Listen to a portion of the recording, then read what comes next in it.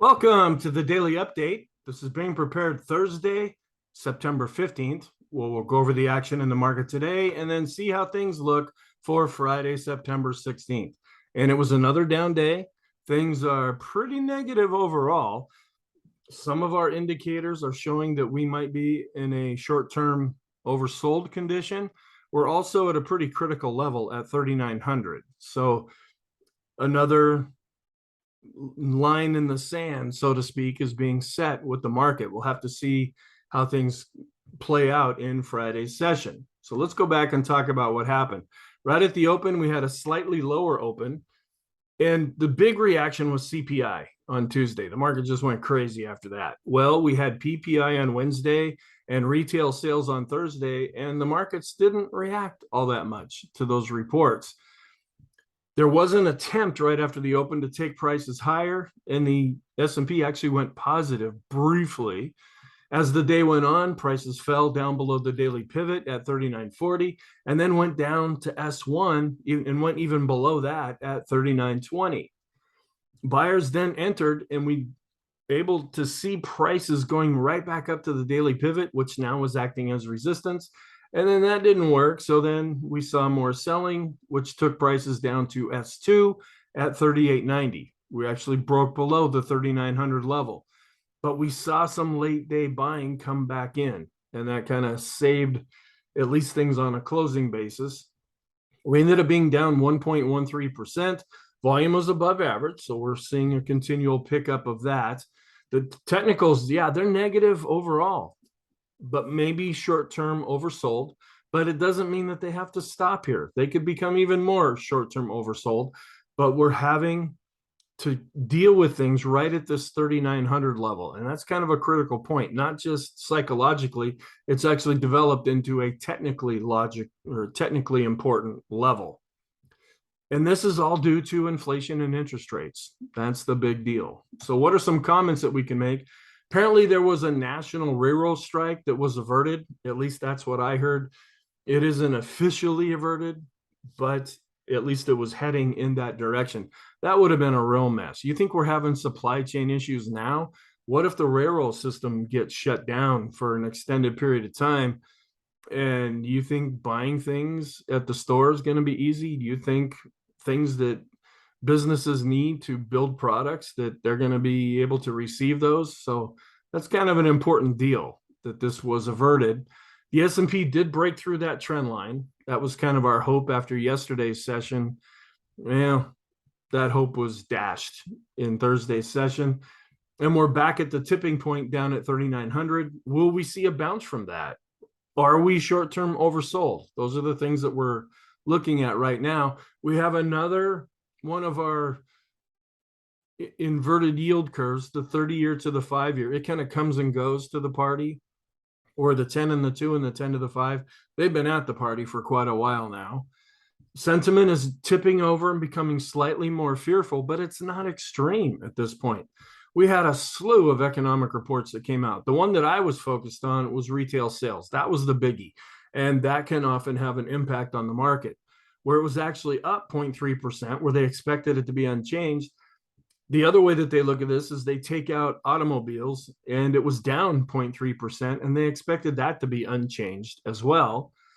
Jobless claims continue to be weaker than expected at 213,000, where they expected 20,000 more than that. And that continues to feed into this scenario that the employment situation is holding up. The Empire State Manufacturing, that's the New York area, it was down minus 1.5. They expected it to be down minus 13.5. So that was actually stronger than expected. The Philadelphia Fed Index was much weaker than expected at minus 9.9. They expected it to be up 3.0.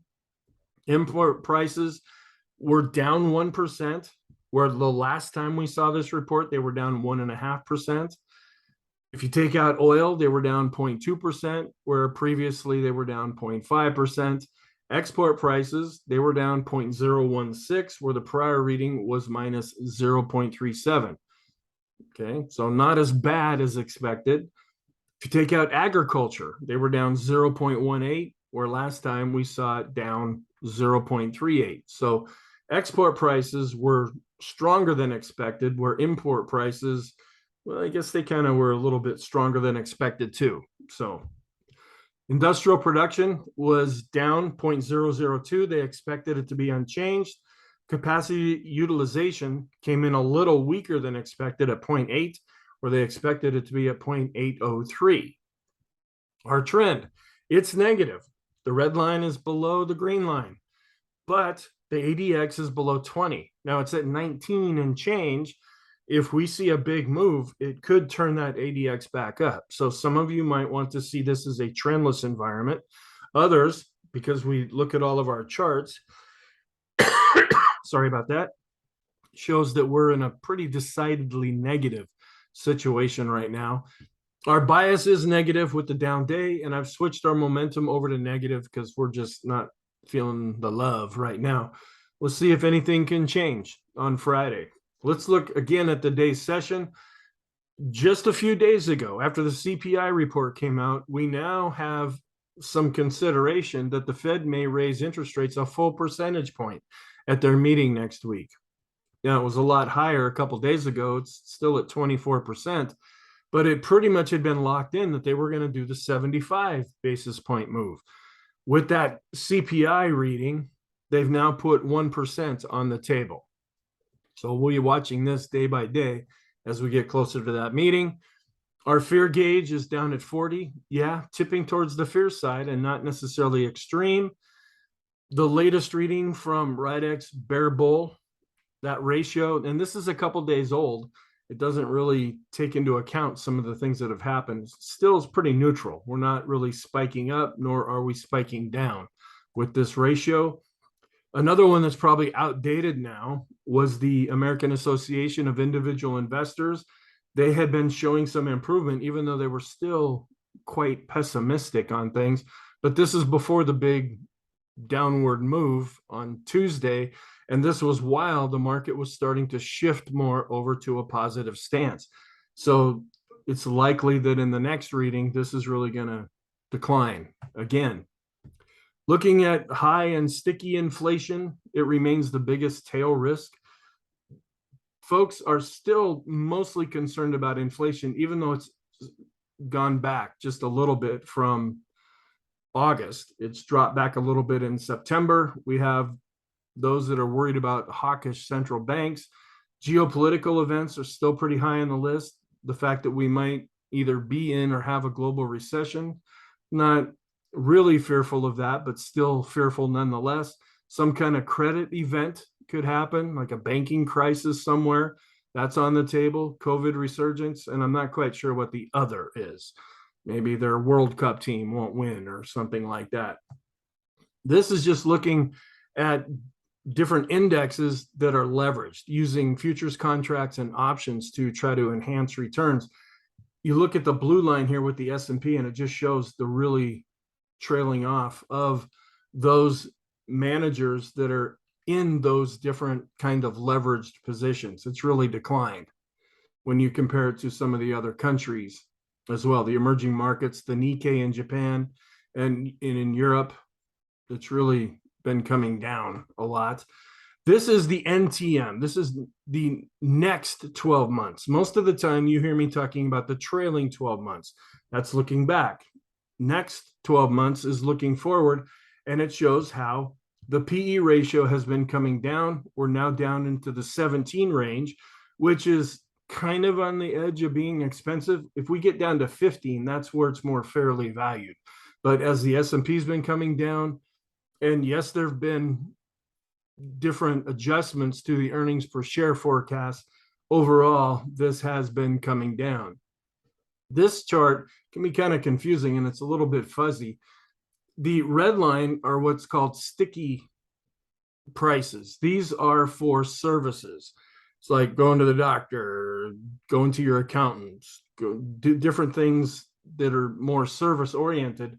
Those prices have really been coming up, and they tend to be less volatile. Well, you have the flexible inflation. These are the goods. This is the milk, the eggs, the bread.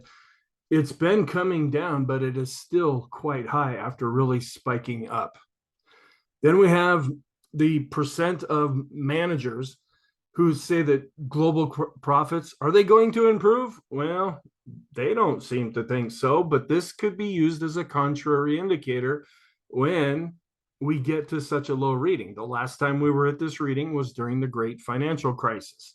So we're starting to actually exceed that low currently.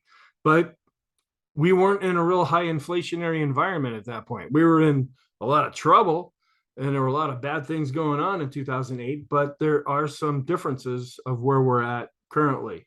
So we'll have to see if that even goes lower. I'm not going to spend a lot of time going through this chart. This is mainly historical, and this just shows when the Fed has done a pivot, what the S&P has done, and how the Fed funds rate has changed over time. We're not even close to a Fed pivot. The market's tried to put one in there now about 4 times in 2022, but it just doesn't suggest that we're even close to that at this point. That's probably when we'll have to see what it's like. But when the Fed finally does say, okay, interest rates are pretty much as high as they're going to be, we might start lowering them. That's when the market might really start to take off. But we don't know how long that's going to be from now, or what the condition of the market's going to be in at that point, and what other events are going to be going on. Also, just a quick look at the Fed funds futures curve. Now, this is the blue line where we're at and how it's been coming down, and then what they thought a week ago. Basically, the takeaway from this is they've had to readjust their forecast that we're going a lot higher than we thought just last week at this time. Then this is showing that which investors out there are taking on a lot of risk. Well, it's kind of dropped to a pretty significant low right now. I mean, if you've been in the markets and you've tried to ride out 2022, that's been a lot of risk in and of itself.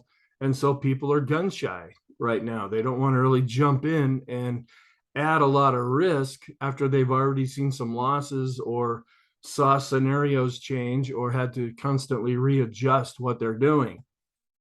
This is the NASDAQ 100 companies that have actually increased their shares.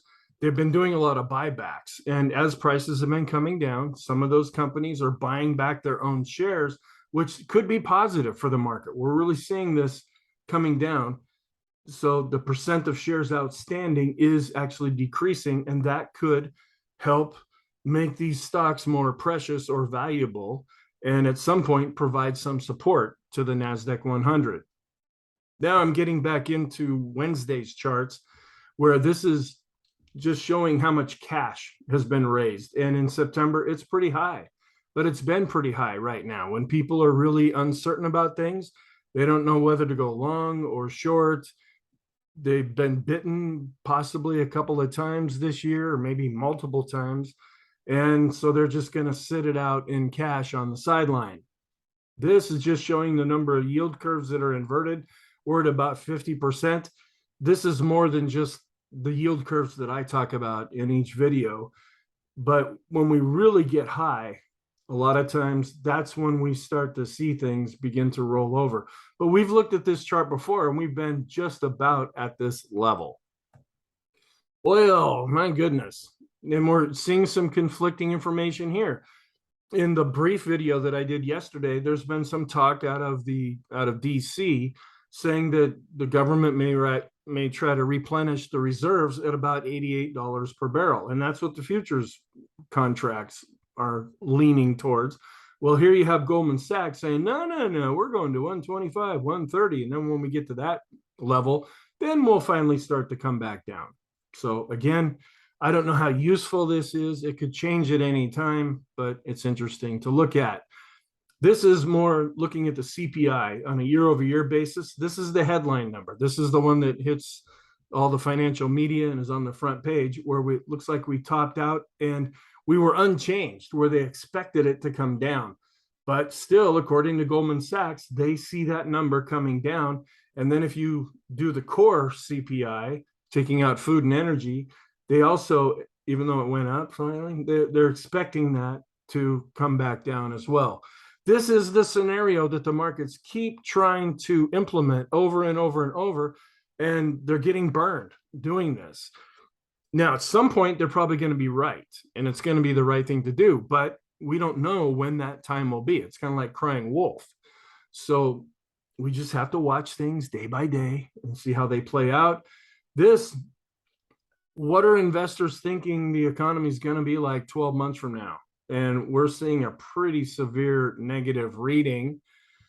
And this could also be used as a contrary indicator, but this is longer term. Just because folks think it's going to suck 12 months out doesn't mean that this is going to shift all that well. This is longer term. Then the investment grade spread between risky bonds and not as risky bonds, they're seeing this really going up as we see some economic issues and then finally coming down after that. And again, another chart put out by Goldman Sachs. This is the long dollar. There are futures contracts on the dollar that you can get. And those people that are actively in the market, those are the ones that they're in right now because the dollar is doing the best these days. And also we're seeing a pretty strong move into oil and commodities where it had been a lot stronger. But right now, the dollar has been the number one investment to be in, at least lately, since oil started to have some problems. And then long different ESG assets, and that's a whole another ball game there. That's a political thing going on. Treasuries, growth stocks, and those people that are just in cash. And then here's this other. I'm not sure. Is that art? Is that, I don't know what other would be. Cars, antique cars. And then this, the Fed has seen hiking Fed funds rate until the 4.25. Remember when we were at 3.75 there for a while? Then we got to 4. Now we're starting to look at 4 to 4.25. This is where most people are thinking right now that rates are going to be at when they finally finish. Another thing that's interesting, and this also goes into why I do what I do. I only focus on the S&P 500 as far as the vehicle that I use to go long, short, or sideways. But I look at all of the markets. Well, a lot of folks, especially folks that are newer into the markets, they tend to get into options. And we're seeing a real drop off in calls and puts on individual stocks. I don't do those. I started off doing it years ago, and I just thought, no, I'm just going to do the S&P 500. There's more to do there than I know what to do with. And there's flexibility and adaptability that you don't have with some of these other approaches. But that's what tends to happen when we're having difficult times. People get out of the individual stocks and they start playing the indexes more. So we're seeing the index calls and puts going up, where the individual stock calls, the stocks calls and puts going down, just because it turns into such a crazy situation. All right, let's go back and talk about Thursday's session. We were down across the board, growth getting hit almost twice as much as value in the session in the large caps. The VIX actually declined a little bit on a closing basis and on the bar chart. Imagine that. We were barely down in Wednesday's session. We saw a decline in the VIX, and then we were down over 1%, and we see the VIX actually decline a little bit more. We'll have to keep an eye on that. And the VIX of the VIX is also showing a decrease in volatility. The Ulcer Index is also starting to come back down. This is getting back down more to the neutral area right now. We'll have to see if this turns around and picks back up. You would think with the declines that we've been seeing that this would really start to turn back up, but it's not doing that because it's basing this on price levels that we were at not very long ago. We're down 19.04%. If we get over 20, we're back into that full-blown bear market again. We were trying to come out of that, but that didn't seem to last very long. The equity put call ratio declined on the daily chart a little bit, which is a little bit surprising. We're seeing it still going up overall with the 5-period simple moving average, and that kind of more stands to reason.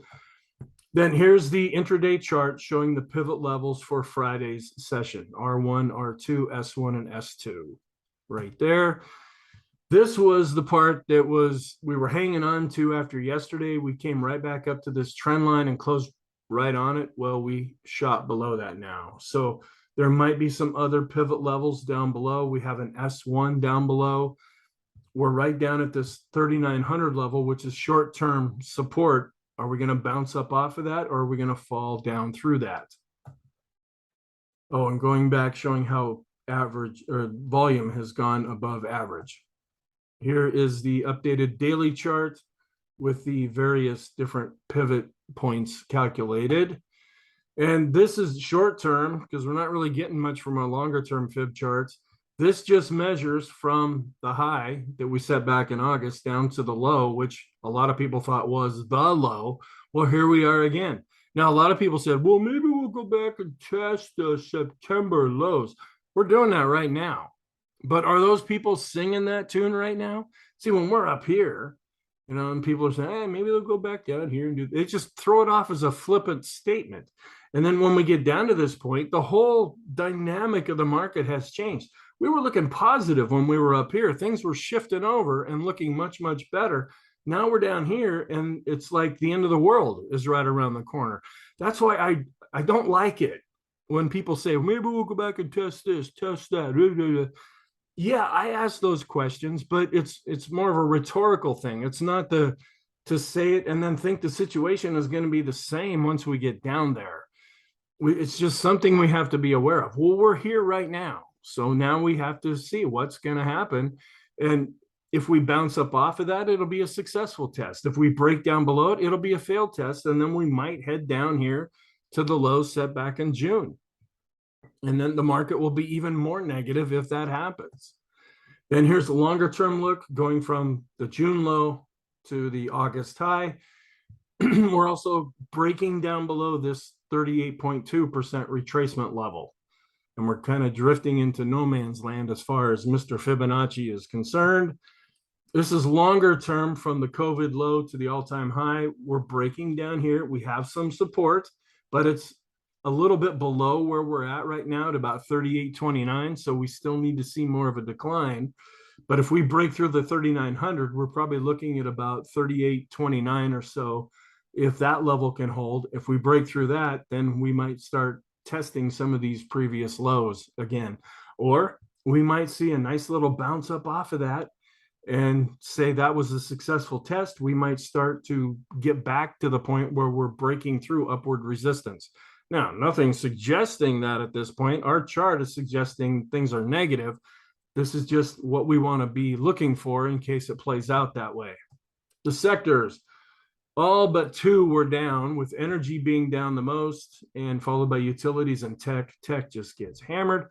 We had financial sector and healthcare were up slightly. On Thursday, the technical analysis scooter scores, the energy and utilities are still looking the best from a technical analysis standpoint, where communication, I don't know if these things go negative. I mean, what if you get down to zero? Is it going to go -1?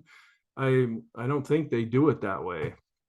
All right. So then looking at the sectors, energy, even though it's been giving some of that back, it's still doing the best overall, followed by utilities, with all of the other sectors down. Here is an updated percentage change of all the different indexes since the S&P hit its all-time high.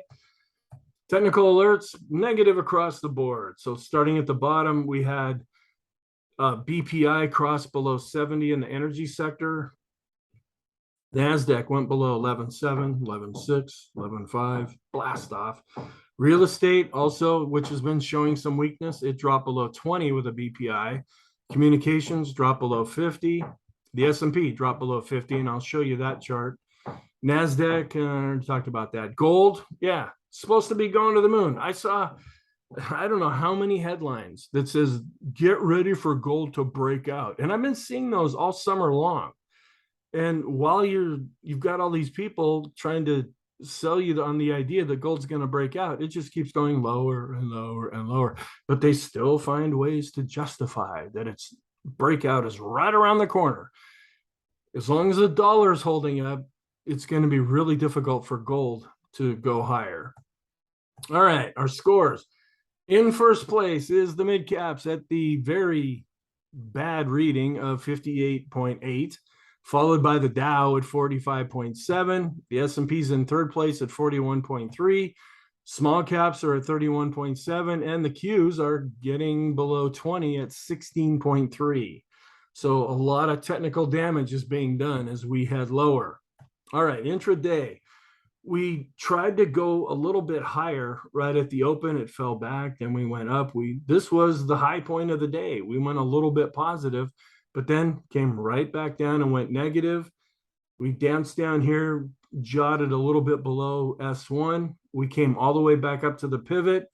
We weren't able to break through that. So then selling came in. We went all the way down to S2 and then saw a little bit of a bounce going into the close, which took us back up to 3,900. Our trend, even though the red line is declining, the green line is also declining, and the ADX is still below 20 and it's below the moving average. If we see some big movement, this could really start to turn up, especially to the downside because the red line's on top. We might dance here for a little while and justify this sideways trend. I'm getting nothing from the Arun right now. It's been flatlining all week. Advanced decline line showing a breakdown a little bit on price and volume, or weakness anyway.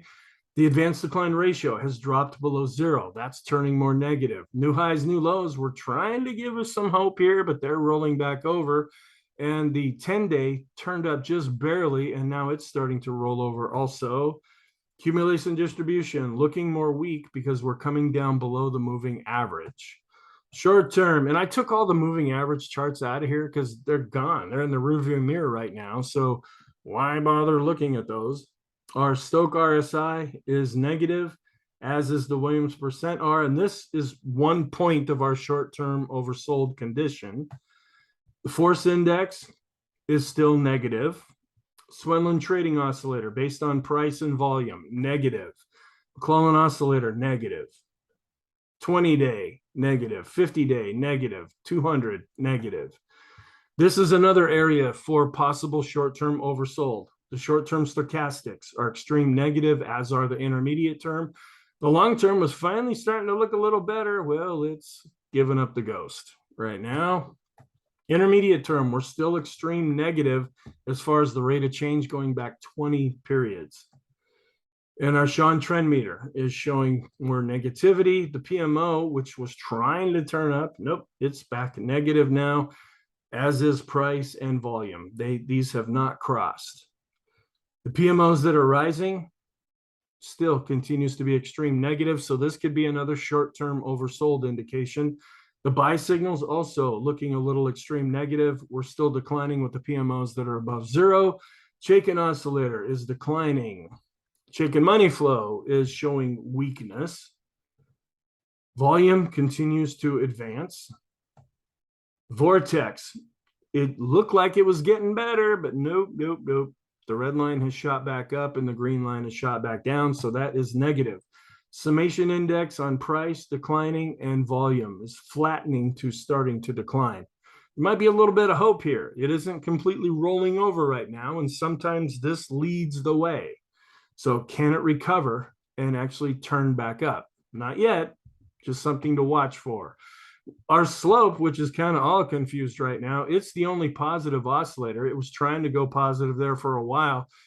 It'll quickly turn back down if we see follow through weakness, but all of the other oscillators continue to be negative. BPI just barely crossed below 50. Ease of movement is showing weakness. Ultimate oscillator, weakness. Money flow index declining. The exponential moving average, it's starting to go back below 0 based on price and volume. The Ttm squeeze, and this is another kind of strange one, it's still going higher. This is a positive signal right now. It's not really picking up the downward move that we've been seeing. So that's giving us a bit of a false signal. Balance of power, we've crossed below the dashed line, so it has switched more to negative. This is interesting too. The CMB composite, remember when we had a buy signal when we crossed above the red line and a confirmation when we went above the green? Well, now we've crossed below the green line. That's a sell signal, and we'll get confirmation if we drop below the red line. Different charts. Heiken Ashi, negative. Kegi, still positive, but could linger into a red bar here at any time. The Renko is now negative with a red box. The 3-line break finally picked up yesterday's decline and has drawn a big black candle. We drew in another 0 on the point and figure chart, so that And see how this this is the trend we're talking about. This is why 3,900 is so important. That's where we're at right now. So if we break below that, things would not be very positive, to understate it. We're negative with the Elder's Impulse for the S&P and the SPY. This is the chart that I showed in yesterday's video because for the first time in a few days, we had a red dot on top. Well, we continue to have a red dot on top, so that is negative. And I think I said SIR instead of SAR. I grew up in Seattle, and there's a place called Seattle International Raceway, and we called it SIR. So I'm just used to saying that acronym. I'm sorry about that. The go, no go system is in deep purple mode. So we got a lot of smoke on the water there. The moving averages declining with the 50, 150, and 200. Special K continues to decline. It never really did turn up when we saw things a week ago that were looking better. The diamonds are negative. The Dow just dropping down, possibly finding some support here. We may fall down to S1. The Qs are negative as well, and coming down possibly to this S1 level. The Vixen, and this is a little surprising to have the down days and to be in the negative environment that we're in. We should see this really shooting up, and it's not. It's actually declining on a closing basis. The NASDAQ also dealing with potentially a double bottom right here, but we have S1 below us that might act as support. The mid caps, which gave us hope on the way up, kind of led us to darker days on the way down. It is showing weakness as well, as is the Wilshire. Broad market, the dollar, it was up slightly, but is still in an overall uptrend. The dollar to the S&P 500 still has a tendency to go in the opposite direction. So in Friday's session, watch the dollar. If it's up or down, then watch the S&P 500. That's what I'll be watching. Gold, after almost going to the moon, decided to crash and was down 1.87%. And we're starting to break below at least shorter term support, and we are already in a downtrend. Silver came back below the 50-period moving average, but it was already in a downtrend. Oil fell a bit to 85.10. The correlation between the S&P and oil is neutral right now, so it's not really giving us any insight. Excuse me. Bonds, we're not getting any help from bonds either. They were down in the total bond ETF, and we're still fighting below the COVID low with the world bond index. And I changed how I calculated this a little bit. The stocks to bonds correlation, I was going back 20 periods. I switched this over to 10 because it just wasn't moving quick enough. And we're kind of in neutral land right now between stocks and bonds, going slightly in the same direction, but still pretty much neutral. Our yield curves here, we have, I think I included that chart. The 10 to the 5 is negative. The 10 to the 2 is negative. 10 to the 3 months still has not gone inverted. I didn't include the 30 to the 5 in here. The tech sector to the 10-year also pretty much in neutral land. So we're not getting a lot of insight that way as yields continue to go up. Some are going down, some are crossing over each other, but they're going up overall. Our scenarios, here's one, the Copic curve, which again doesn't tell us the direction. When these cross, especially when we get a pretty low reading, it means something might happen. Not that something is going to happen, but this could be generating a signal. Now, is it going to be up or down? That's the variable right now. And then we just go through these quickly because all of our different scenarios, they're just not helping us. They're showing continued follow through weakness right now, just not doing much. Small caps are underperforming by and large the S&P 500. So we're not really getting any help from this chart. The S&P to the 10-year is also back in neutral land. Our sector rotation, the one area that's still peeking its little head out here is discretionary, but all the other areas continue to underperform.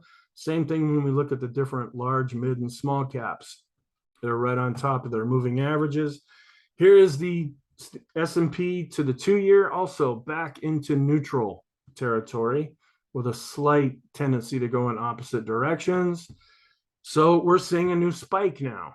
This spike that we were looking at for quite a while, that's old news as the market starts to set a new spike. This is a newer chart with the S&P ratio to the utilities. When this is going down, that means the S&P is going down. When this is going up, that means the S&P is going up. Okay, that went crazy. Well, we're not seeing really any kind of a bottom, even though it was up slightly. We want to see this turn and really start to go back up, and that's just not happening yet. Staples also down 0.84%. And even though this came up a little bit, we're still working off of this spike, but we have to see follow through price action, and we're not seeing that. All right, our outlook for Friday, technicals, negative. Economic reports, we have consumer sentiment. The preliminary reading will be coming out. And then the whole list of everything that's wrong in the world right now, with inflation and interest rates being the main focus, but any one of these other ones could always happen and really either be positive or negative. We still go with the down scenario just because of all the headwinds and that the technicals are negative. We can't really look at the positive side of things right now, but we could go with the sideways because the ADX is below 20 and it's switched back over to negative. So depending on what you do, the types of positions that you do, you might focus either on the downside, especially if we really break decidedly below 3,900, or you might look at some kind of sideways strategies. So our conclusion, the S&P is negative, short-term negative, intermediate-term negative, and long-term negative. So thank you. I will prepare the next daily video over the weekend. I try to put that out with the weekly video and the intermarket analysis video. So have a great Friday, and I will talk to you in the next video.